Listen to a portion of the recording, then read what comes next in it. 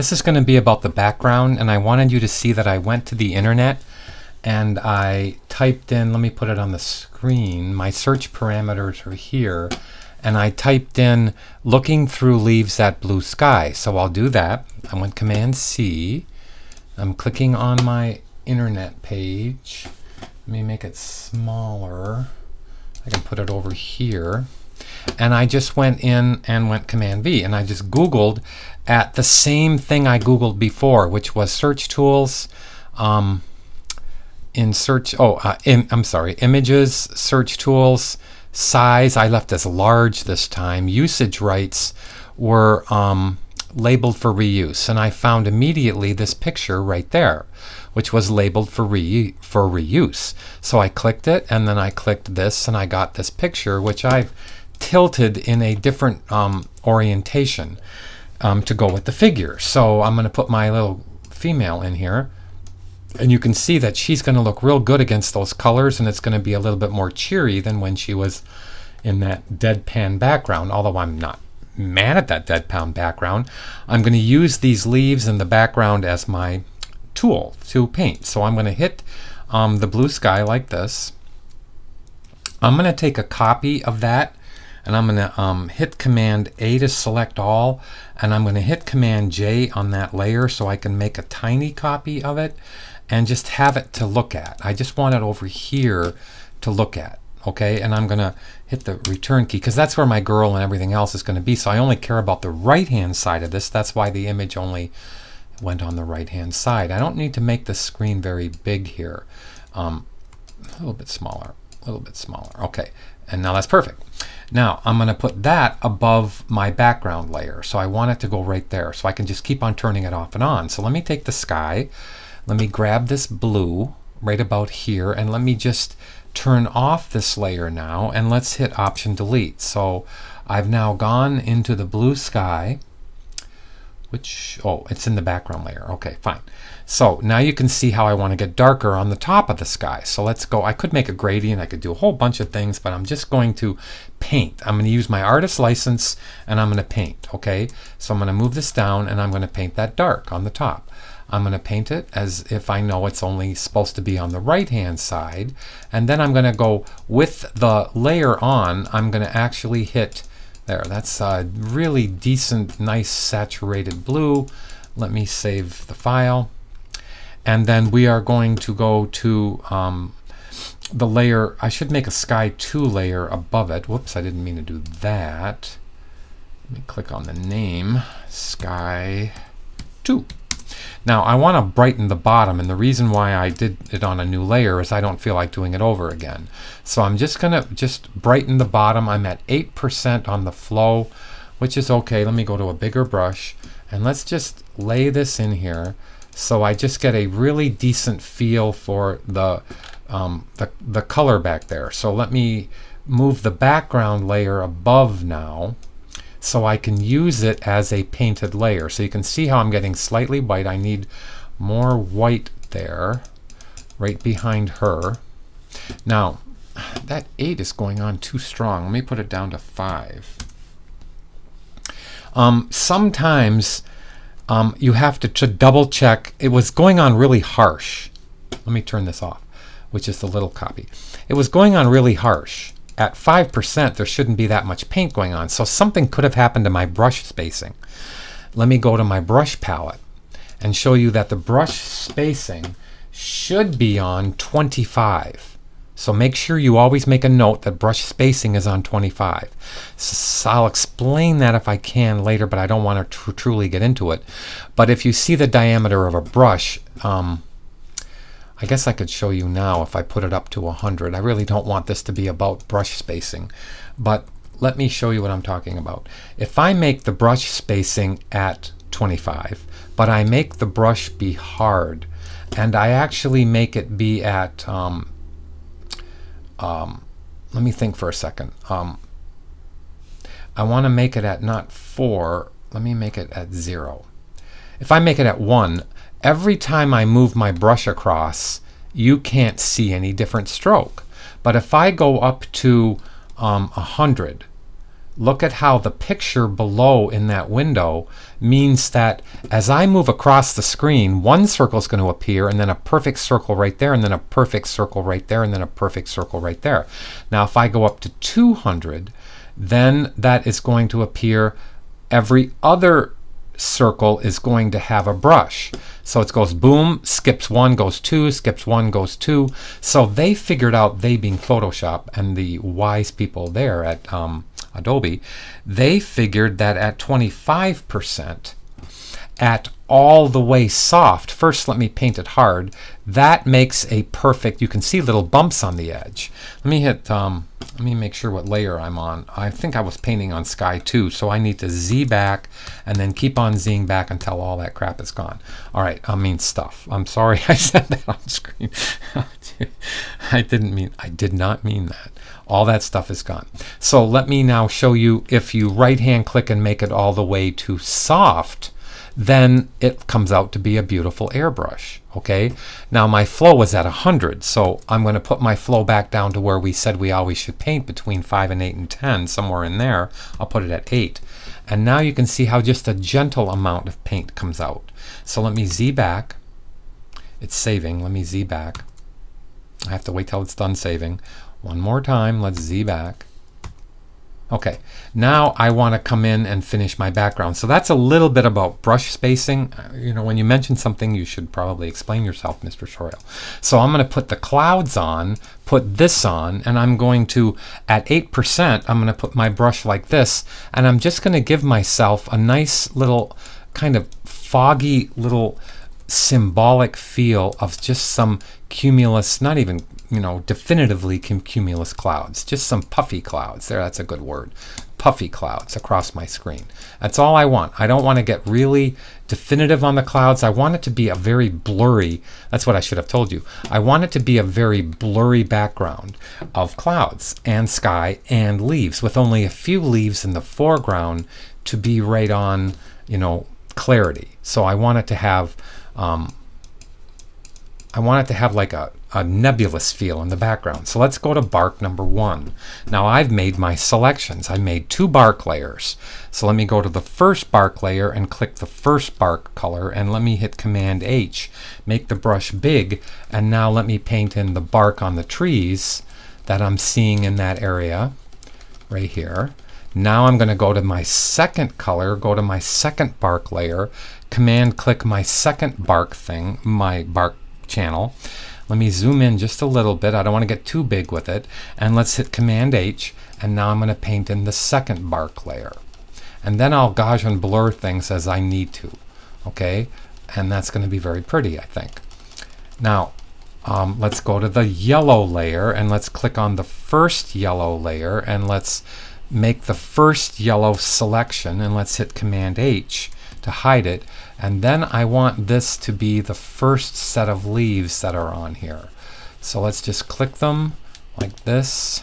Then I'm going to Gaussian blur those until they actually pretty much disappear. I'm going to go a lot more than 2 or 3 pixels on the feather. Let's go to the second yellow layer and the second yellow selection. Hit Command H. Let's choose the second yellow color, and now let's paint this on here. And let's see how we're getting.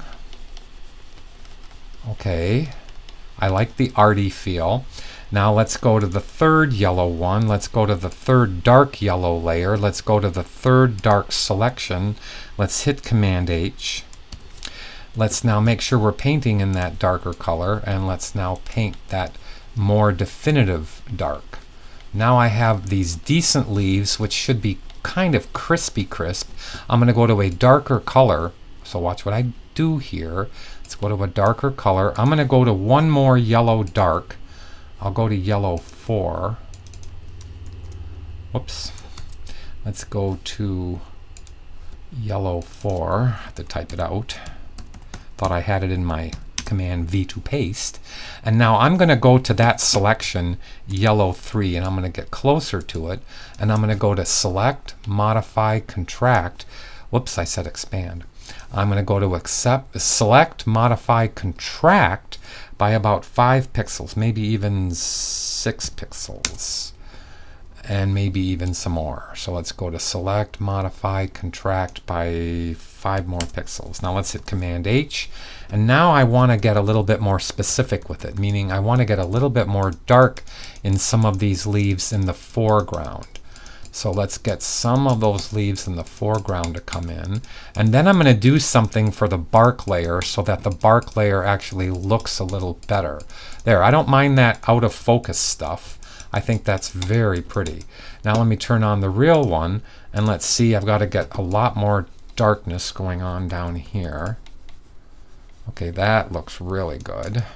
I'm going to go back to the yellow 3 layer, command click the yellow 3 layer, command click the yellow 3 color, and I'm going to go fill this in a little bit harder on the bottom. Now I want to go back to the bark layer number 2.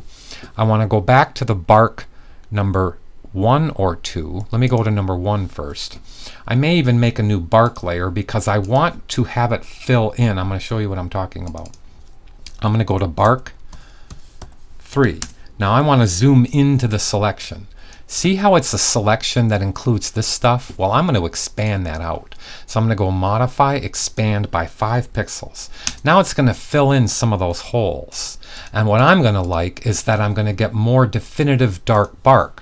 Okay, so let me click here, and I can always layer mask it back. Let's, in the brush tool, let's grab this really nice dark value, and let's now get that dark value to come off on my bark in the certain areas. So let's turn off that. Let's go to Command H it, and let's make the brush a little bigger. And now I want the bark to get a little stronger. I want that bark to get more definitive in here. Okay, I'm pretty happy with that so far. I could go a little bit more yellow, so way back even behind the bark, I'm going to make a leaf layer but above the clouds. I think I need to go YELLOW. This is going to be yellow 5, but I'm going to leave it lower than that. I'm going to go to yellow 3, which is the intense yellow. No, it's the yellow 1 layer, which is the intense yellow. I'm going to grow that yellow by going to select, modify, expand by 10 pixels. I'm now going to put it on a feather of 5 pixels. Now I'm going to hit Command H. Now I want to take that really bright, beautiful yellow off of the copy here. So let me go grab that real pretty yellow right there, real gorgeous yellow. Yeah, that's it. And now let's just zoom up the yellow effect on here, and let's really beef up the yellow effect. Okay, I think that really is doing it. I think that's kind of pretty. I just want it to be a background. I don't want it to be so definitive behind her. Now, imagine if her hair is now cutting the edge of that file. Okay, she's going to have a lot more. It's going to be prettier seeing her behind there. And I should go back and get more oranges and get more of that orange color that's in there. Gosh, now that I see stuff in here, I should go to bark 3. I should grab that color right here. And I should have made it a little bit better. So I might go back to the, I'm so picky, I might go back to this channel. Let me command click the overall picture that I had, and let's go back to color range. Let's grab this color right here, and now I want to make it more. I want to make it better. Let me see if I can grab that color right here. Okay, that's got it. Now I want to see if I can paint more of that color in here. I'm not sure that was the right one. Let me Z back and do it one more time. Let's go into select, color range, and let's go grab this color right here. Okay, that might be better. Now let me not even save it. I'm just going to go grab this color. I'm going to make it more of an orangey color like this. And let's hit Command H, and let's go down to this bark number 3 layer. I'll even put another one on here, bark 4. And let me turn off the reference layer, And now let's paint this a little bit stronger in the back. Just want that color to be a little bit better. But I'm okay with what's there. I want it to be kind of out of focus, as I said. So let me hit Command D.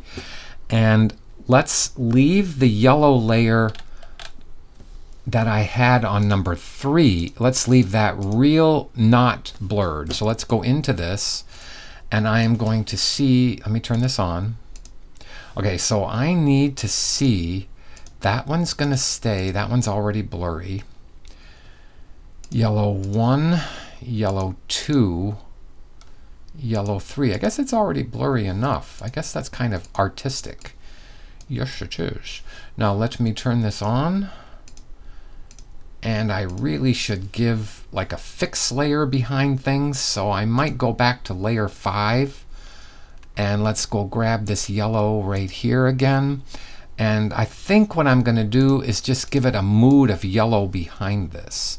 Just a little bit of more mood yellow.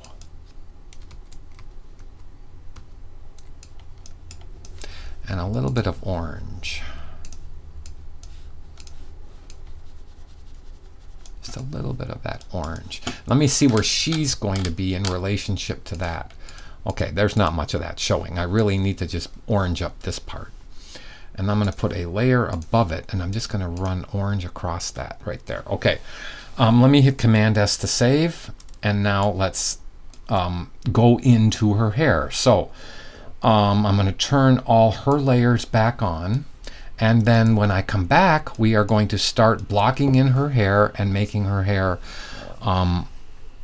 really work in there. Now, I'm not done with the leaves. I actually may go back into those leaves. I probably will. And I'm actually going to paint a lot more hand painting in these leaves that make them look more real. Okay? But we'll get there. I promise. Okay? Thanks.